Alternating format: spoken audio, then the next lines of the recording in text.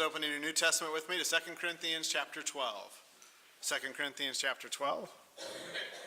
One of my favorite things about moving away from Florida was that I was excited to get away from snakes. I was unhappy when Bill immediately told me there are tons of snakes here. I am thankful, though, this morning a bird got into the building momentarily, and I was thankful that a couple of members tried throwing things at it. That was entertaining from the other side of the wall. But also that when you are in Alabama, for the most part, I've seen a few critters get in and out of houses and things here, but it is still less statistically likely to be a snake than in Florida, where they would constantly open a door, open a room, and guess what's in there? A snake. One time, though, we came home and we were having some guests over, and we got to the hall, and the guest bathroom was right there, and we said, hey, our bathroom's right down there on the left, your room's right across from it, no problem, settle in for the night, let us know. Turns around, comes right back and goes, there's a problem. I said, that was fast. She said, there is a wolf spider on the doorknob. I said, well, I don't know what a wolf spider is. It doesn't sound good. I walked over. This is a spider the size of the doorknob on top of it. And she said, what is your plan for that? I said, to move. Okay, we sprayed as much Lysol as we could, stepped on it, threw it out, moved along, and was happy that it wasn't, a snake, because that's what I dislike the most. When we think about where we live and what we do, though, we sometimes wish to just get out of the room, right? You see a bird in the building, and there was a few people who said, nope, I'm out, and they walked straight on past. A few people, eyes lit up and said, I get to throw some things this morning, and they went, and we used them, of course, effectively.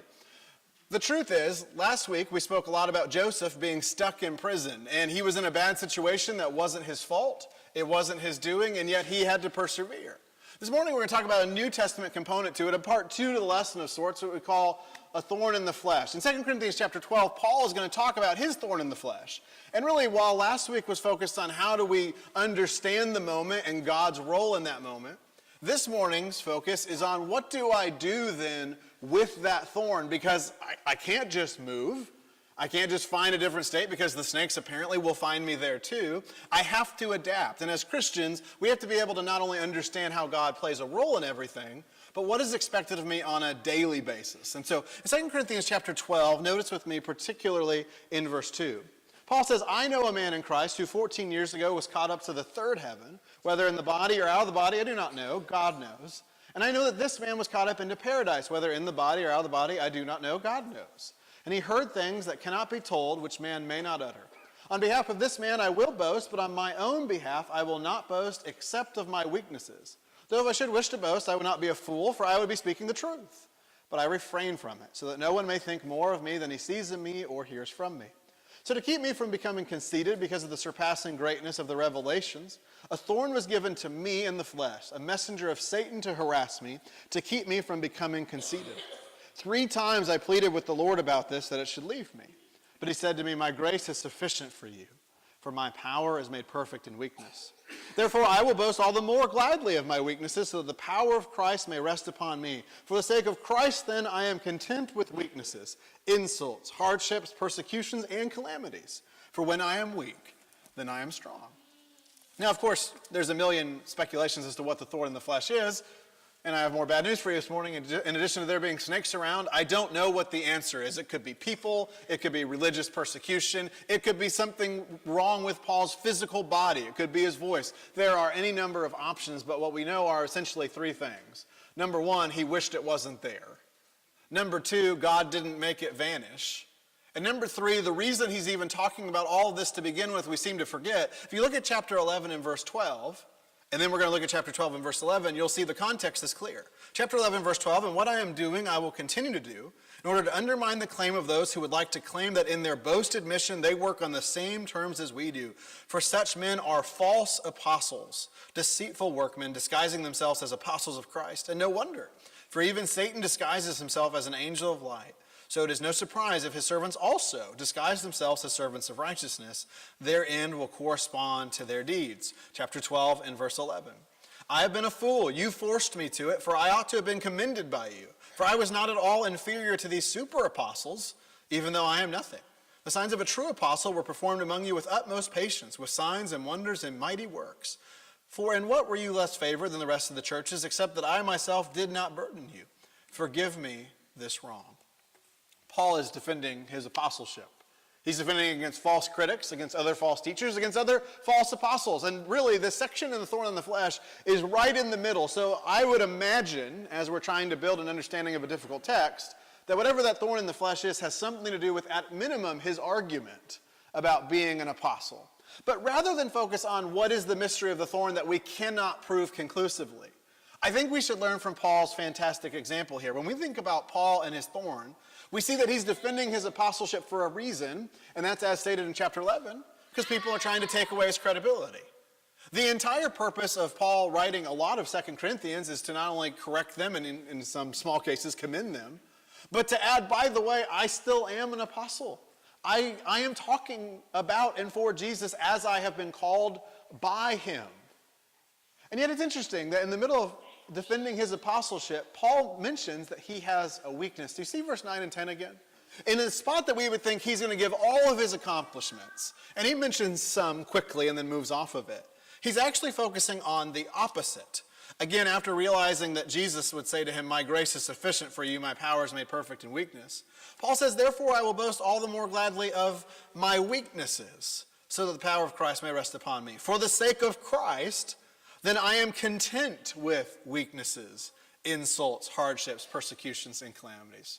For when I am weak, then I am strong. Paul is taking the opposite tack that we would take. Now, if someone attacks my credibility, I have a secret move. That is, I sick kashka on them, and no one can be mad anymore because they see your smile. But really what we do on instinct when someone comes at us is what? We get mad, we blame the person, we fight the arguments, and we think about how great we are.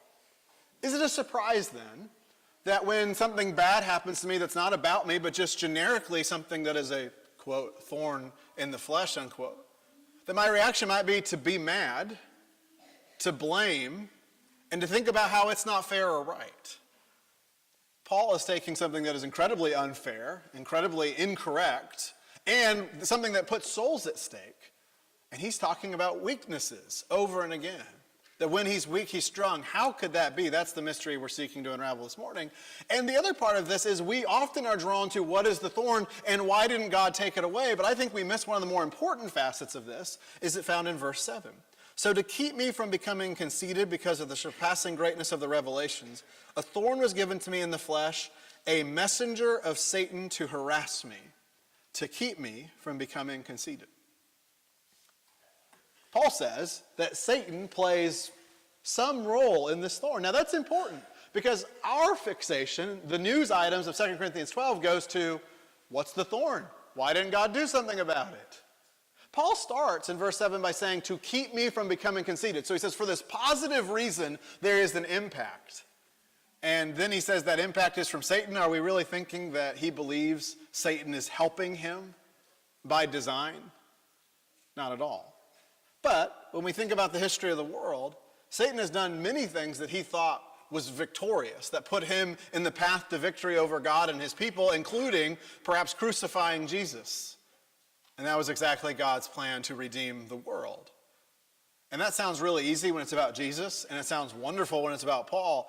It's really difficult to acknowledge that Satan's out there doing something, and then to take the perspective of verse 7, that this actually has a positive impact on me. No, it does not mean Satan did that by design. There is no reading of Scripture that would teach Satan did that on purpose, but it tells us two important things. Number one, Satan is real, and he does do things to harm us. We need to make sure blame goes to the proper sources. And even then, when we read verse 8, 3 times I pleaded with the Lord about this, that it should leave me, we realize God didn't cause this problem. I understand rhetorically God didn't intervene. God didn't take it away in the way that Paul wished or requested. But where did this come from? Sin. The adversaries themselves, the devil, his angels seeming like angels of light who are actually the devil's minions. He acknowledges this thorn is from Satan. And ultimately, Paul has a decision to make. And this is the conclusion we reached last week, and in our jumping point for this week's study, is that we have to decide when we're stuck, or in this case, when we have a thorn, what am I going to do? I'm going to ruminate, stew, and get mad about it, or I'm going to lean back and trust the God who's in complete control. Again, after he has pled 3 times for this to be removed, He realizes it's not going to happen. Now, I don't know if that 3 times is literal. I don't know if that means Paul literally asked 3 times. He goes, all right, I'm going to ask once. Still no. I'm going to ask a second time. Still no. I'm going to ask the 3rd time. Still no. Right, there's been some lean football years in Alabama and Auburn. I know people prayed more than 1 or 2 or 3 times. Sometimes things just happen. I don't know if Paul did this literally or not. The point is, he got his answer was no consistently. No to at least what Paul thought that he wanted and needed. But by the time verse 10 comes around, have you seen his perspective completely change? Rather than wishing it was gone, he realizes this is the way it is, and so for the sake of Christ then, on the basis that Christ's grace is sufficient for him, on the basis that the answer to his pleading is no, I am thankful essentially for this. I am content with all these terrible things, weaknesses, insults, hardships, persecutions, and calamities. Paul realizes he has an opportunity to show his trust in God, not just to acknowledge, hey, there's a God with all those puzzle pieces, but what does it mean in my life? It can change me. And so I have to think, if I'm going to be changed like Paul, I have to embrace the first problem, which is, what are our problems with thorns to begin with? And rather than trying to guess at what everyone's thorn is, that might be even more difficult than guessing what Paul's is, singularly, in 2 Corinthians 12, I think there's some things that unite us that we have to embrace. First of all, by definition, thorns hurt. When my sister was 7 or 8 years old, she was in a room crying, was very upset, and my family could not figure out what was wrong. She just said she was hurting, she was in pain, could not figure out the problem. Well, finally, she kept saying, it's my back. My parents finally got that answer. I'm distraught because my older sister's hurting, and I didn't cause it, so it's sad when I didn't do it. And so they finally are like, what is going on? And they go to a room, and they come out, and they say, we found the problem. And we said, what was the problem? There was a bee stinger about this long lodged in her back. If you didn't know it, that hurts. And it doesn't feel that much better to take out, by the way, at least in the moment. But once you remove it, some healing can be done. But we are often focused on the fact that the stinger is in us. Right? We think, well, this just isn't right. This isn't fair. Someone is mistreating me, and that's wrong. They're talking bad about me. That is terrible. Paul understands this, by the way. I don't think we have to cover that much ground to understand. Paul went through a lot as an apostle, and he went through a lot of lies and deceit and false smears. Not even just smearing him with true things, just making things up. And so what we do is we focus on how much our thorns hurt. And the problem with that is, if you notice, Paul's formula for understanding and accepting God's grace on this, understanding the sufficiency of what Christ has offered, and being strong in his weakness, is to pivot away from how unfair or how bad it is into what instead? Into what can be done about it or with it. And so what Satan wants us to do is focus on what is right here and right now. This isn't good. This isn't what I wish. This isn't what I want. And one of the sad realities is there's going to be times we face things that are hard and that hurt. And by the way, God still sees that. And he is talking and hearing us speak to him to us, even when that answer is no. So what are we going to do then? Well, then we start thinking, okay, well, I know it hurts, and if I believe God is there, this doesn't really seem right. Right? Where is God in all this if he's not going to just take this away? If it's unfair, if I'm being mistreated, if my family doesn't treat me the way I think, if my employer and the people around me, my co-workers, are not treating me fairly or appropriately, then where is he now? Well, perhaps John 21 helps us with this. Jesus is a master class. Jesus wasn't married and didn't have kids, but this feels like a pretty good way to handle the fair subject that comes up a lot. In John 21, after quizzing Peter 3 times, saying, do you love me? Then feed my sheep. Do you love me? Do you love me? He ends with these terrible, foreboding words for him in verse 18 of John 21. Truly, truly, I say to you, when you were young, you used to dress yourself and walk wherever you wanted. But when you are old, you will stretch out your hands, and another will dress you and carry you where you do not want to go. This he said to show by what kind of death he was to glorify God. And after saying this, he said to him, follow me. Peter turned and saw the disciple whom Jesus loved following them, the one who had also leaned back against him during the supper, and said, Lord, who is it that is going to betray you? When Peter saw him, he said to Jesus, Lord, what about this man? And Jesus said to him, if it is my will that he remain until I come, what is that to you? You follow me. So the saying spread among the brothers that this disciple was not to die, yet Jesus did not say to him that he was not to die. But if it is my will that he remain until I come, what is that to you? So, quick timeline. Peter hears, I'm going to die for the faith. This is something that is remarkable, and it is remarkable that Peter knew he was going to die as a martyr. That is powerful. It speaks to the prophecy of Jesus, the omniscience of him, speaks to Peter's dedication. But this really wouldn't be a surprise to Peter. He watched Jesus be crucified. In fact, he betrayed Jesus, essentially, on the night he was crucified. He left him, as all the other disciples did. So really, being told you're going to die for this isn't a huge deal. And the problem comes in verse 20. Peter turned and saw.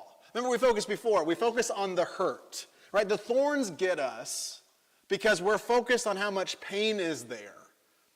The second thing is we say, okay, well, I'm past the sting. I'm past the pain. Now where is Peter looking? At somebody else. Well, Lord, what about John? What about this disciple? Aren't you going to tell us about him? Surely he's going to die too. How is he going to die? Is he going to be crucified? Is he going to be left in prison forever? Lord, tell us how his grisly end is going to be met if I have to die like this. Surely there must be something. Jesus, of course, doesn't take the bait in any way. He simply says, if it is my will that he remain until I come, what is that to you? You follow me.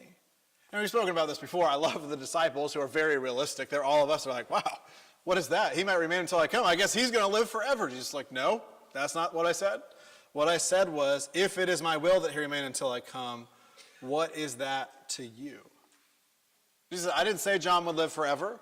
I said, Peter, you are going to die, as we would call it, a martyr's death. And your job, Peter, is to not worry about John. It's to follow me.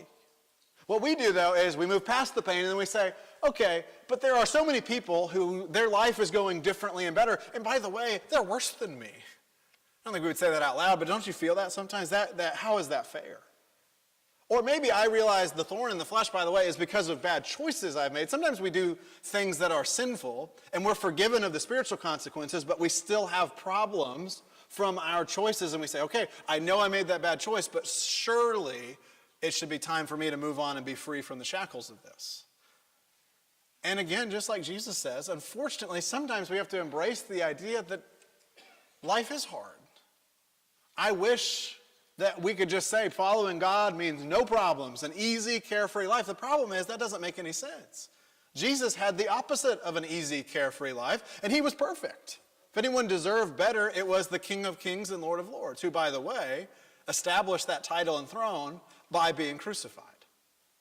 Peter, the one who understood who Jesus was, would, and history would record, did give his life for the sake of Christ. Paul records all of his sufferings in 2 Corinthians that are far beyond what I think I would be able to bear, and he takes them routinely. Life isn't fair. And so we have to embrace that idea as well if we're going to move past it. I think two other reasons is, and this is where it gets sticky in the context, look back in 2 Corinthians chapter 12, is we think God should intervene. I understand that it hurts, and I wish it didn't, but that happens. I understand that life's not always fair, and I wish it was, but it isn't. But there's this trump card sitting in my back pocket. Right? And that trump card is, surely God should intervene. Again in verse 8, 3 times I, Paul, pleaded with the Lord about this, that it should leave me. Now this is a challenge, and today's lesson is not necessarily about how to ask for things from God or how to pray, or even why does God answer certain things the way he does or doesn't. That's a great lesson. We might study that, Lord willing, in February. But this is, again, a step 2 of last week's lesson, which is when we're stuck. Well, how do you get unstuck? You serve where you are. Remember, that was the final application. Today we think, well, to serve where I am, I need God to free me of this burden. And what we mean is, God, please do what I want you to do. We don't mean, God, help me. We mean, God, help me the way I desire. You see the difference in the two? Because there are some things we do that change everything about us. And that's what happens to Paul in verse 9. He realizes when he's told, my grace is sufficient for you, my power is made perfect in weakness. Therefore, what does he do? I will boast all the more gladly of my weaknesses, so that the power of Christ may rest upon me. I understand the answer may be no, and so that is an answer first and foremost, but that now I have to do something with it. And that's really hard, because I don't know why God wouldn't just help. Why wouldn't he just see me, Paul, praying, I'm sure the right way, living faithfully, serving for Christ? By the way, the cause of Christ is what's being hampered, is what seems to be driving Paul crazy in the letter of 2 Corinthians in the first place. Why doesn't God just stop this? I think sometimes we have lost sight on what's actually happening and why again. Remember back in verse 7, why is this happening? Not 100% sure. We know that Paul says to keep me from becoming conceited, but he said, a thorn was given to me in the flesh, a messenger of Satan to harass me. Paul seems to think Satan is involved. Sometimes God doesn't intervene because God's will for us in his sovereignty is for free will to happen. I know there are many folks that you'll come across and we study with who don't believe that. They believe for God to be all-powerful, it means he has to control and puppeteer everything and everyone. But that's not the case. And while I am a champion of the Bible understanding of God who gives us free will, the problem with free will is sometimes people are terrible. Sometimes others' free will impacts me, and I wish that God would do something about it. But sometimes we have to remember what is happening isn't God's fault, and not hold him as the charge and the culprit. When we were at Hilton Head one time with my family, my nephew was 3 or 4 years old. Koshka was nowhere to be seen because she is terrified of water even when it's ankle deep because it's so dangerous what could be in there, even though we lived on land where snakes in Florida, but don't get me started on that. My nephew, though, is very brave. He's going to stand in the water about as far as he can, about as far as to terrify Koshka, about this high. But this day, the waves were coming in. And one of the time, a big wave crashed, and I had been out there holding him, and he got knocked down, and he's kind of sputtering the water, and he goes, wow, what a big wave God made. And that was awesome. I love that that was his perspective. I love that my sister had trained him to see God's power there. But sometimes what we do as adults, we don't give the benefit of the doubt to God like my 3-year-old nephew did and does. We would go, why is God letting me get slapped with this wave? Why would he let that hit me? I wasn't ready. Why didn't I know better? And the unfortunate part is I don't have the answers to that. But what I know Paul did, he isn't necessarily told why. He's told my grace is sufficient. He's not told the answer is no because, but Paul draws his own conclusions. One of those conclusions in verse 7 is to avoid becoming conceited. Here he is, bragging about his apostleship, by the way, to establish credibility, to save souls, not just so he could be exalted, but to help others in humble service to God. But he also says at the end of verse 9 and 10, now there's something I can do with this. I'm going to be thankful in and of my weaknesses, and beyond that, I am now content. And isn't really being content the problem with thorns? One of the things that happens is we only see the thorns, we only see the hurt, we only see how it's unfair, and we think God should be doing something about it, and we have forgotten the point that maybe there's something past the thorns. Maybe there's something in this concoction, whether from Satan or from enemies or from God himself, that I am meant to encounter and to grow from. I think we see some of that in James chapter 1. Look with me in James chapter 1. Verse 2, count it all joy, my brothers, when you meet trials of various kinds. For you know that the testing of your faith produces steadfastness. And let steadfastness have its full effect, that you may be perfect and complete, lacking in nothing. Isn't verse 2 very similar to the example Paul had in 2 Corinthians 12? Count it all joy when you meet trials of various kinds. What happened? He learned to be content in his weakness. He was thankful for his weaknesses. That sounds oxymoronic to us, to be thankful for persecutions, afflictions, and weaknesses. And yet the scripture tells us about that all the time. At the end of the Beatitudes, blessed are you when what? They revile and persecute you for my name's sake. So they persecuted the prophets who were before you. Unspoken, Jesus was going to be reviled and persecuted again and again and again. Spoken in the New Testament, whether in Timothy or here in James or throughout the apostles and the Acts of the Apostles as recorded by Luke, we are going to suffer for the name of Christ. That shouldn't be a surprise. But what we can do is control what is happening. Rather than just realizing life is hard and unfair, there's something we can do about it. And Paul's attitude shows that, and it's found here in James 1. Count it all joy. How? Verse 3. You know the testing of your faith produces steadfastness, and let steadfastness have its full effect, that you may be perfect and complete, lacking in nothing. Here is the problem.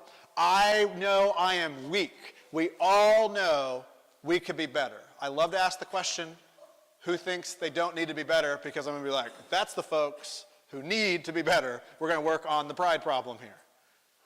We say, okay, well, we need to grow. Here's a question we don't ask. How will I learn to grow? What we often say is, I learn to grow by reading the scriptures, praying, and being around Christian people. That's true. But how do I grow in patience? There's only one way to grow in patience, or at least certainly only one way to test patience. And it's for something upsetting to happen. It's to drive on 280 at 5 o'clock. I'm not saying do that on purpose. But at some point, we have to actually face a trial to grow. We all say we need to grow, and we all hate and loathe the idea of any testing that would help me get better. Do you see the problem? Maybe, and this is difficult to know for sure, but maybe from Paul's example in the words of James chapter 1, verses 2 through 4, there is a reason for the trials, there is a reason for the thorns, and it's to have this self-awareness that I need to be better. And if I need to be better, I need an opportunity to learn my fault, learn how to practice it better, and then put it into my daily discipline. We talk about how often it is. We have to be disciplined to follow after Jesus. That can't happen when I'm looking at the thorns rather than my end goal. When I am on that narrow way, when I am looking to Jesus, it means I'm going to do one thing. I'm going to view every single moment, every testing, every trial, every persecution, every blessing as an opportunity to serve God better. Whatever it is. If it's someone who's wronging me, it's going to be an opportunity to have tough conversations.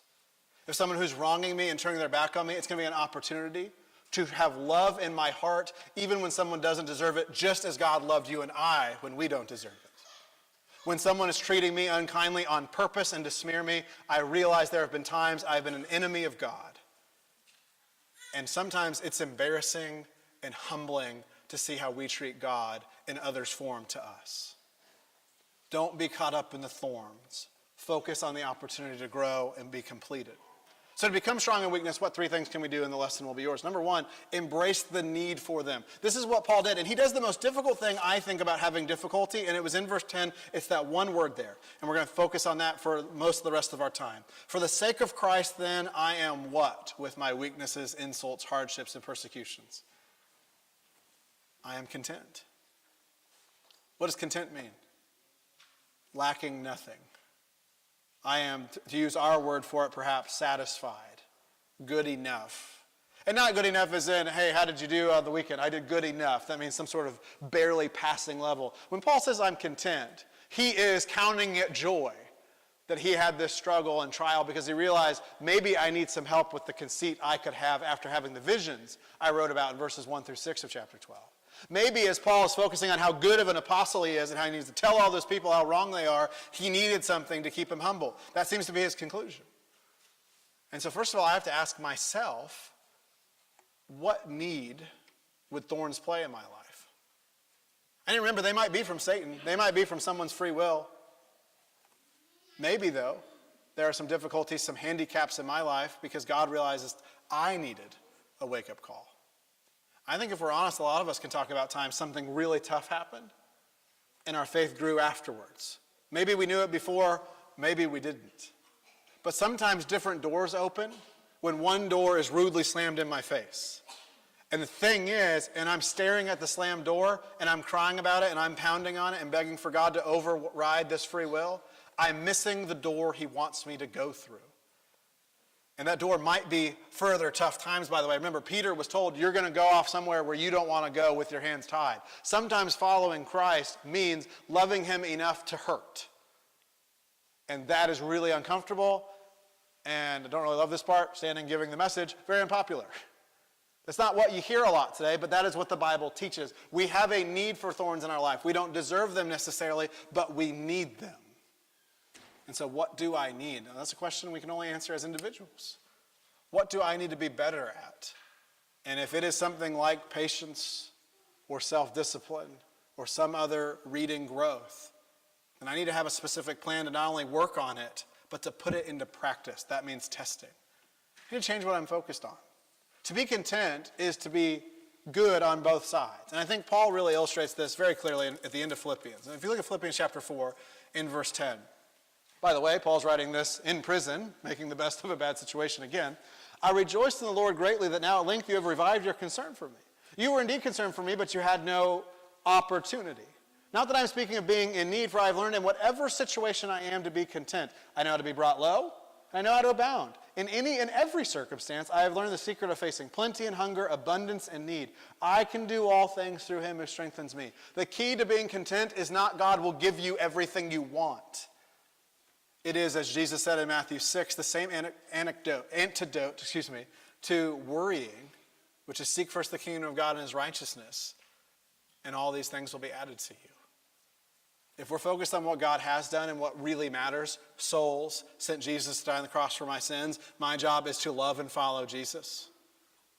Then I don't have to worry about having little or having a lot because I have everything I actually need. One of the struggles with being content is I'm always looking at what someone else has, like Peter did with John, what I wish I had, or maybe what I want to have in the future. And if that want or that have is not salvation with Christ, we're missing it. We're missing everything. God is in control of the waves of the sea. God is in control. Satan does answer to him. God does answer prayer today. But it doesn't always happen the way I wish or think it should. God has made the world. He is in control. My choice is to focus on either opportunity, the open doors that God will allow for me, or the closed doors that I am frustrated that he won't seemingly open. I need to remember who is to blame, and I need to remember who is to trust. In 2 Corinthians chapter 12, we're going to conclude there. Turn back with me one more time. In verse 7 again, to keep me from becoming conceited because of the surpassing greatness of the revelations, a thorn was given me in the flesh, a messenger of Satan to harass me, to keep me from becoming conceited. We talk a lot about how powerful God is. And we talk about how Satan is out there, but can we acknowledge something as Christians to read the scripture, old and new alike, is to understand there is a force that is strong, that is beyond our understanding and its supernatural capability, and his entire existence by definition, Satan, is to be our adversary. He is real, and the less we talk about him, the more power he gets. You know, one of the things we do with God is we talk about how much we need to trust in him so that in those tough moments we can trust and obey, as we often sing. We also need to talk out loud the way Paul did about the fact there is an enemy of ours. And I'm not saying name the person sitting next to you. That's not your real enemy. They may act like it, but they're not. The real enemy is Satan. His name means adversary, and he wants you away from God. That's his entire purpose at this point, to frustrate God's purpose and to tank you. Say it out loud. And that might help us when I'm frustrated, when thorns are in my back, when the wave does hit me in the face. I might realize Satan did this, and I'm not going to let Satan win because my God's already won the battle.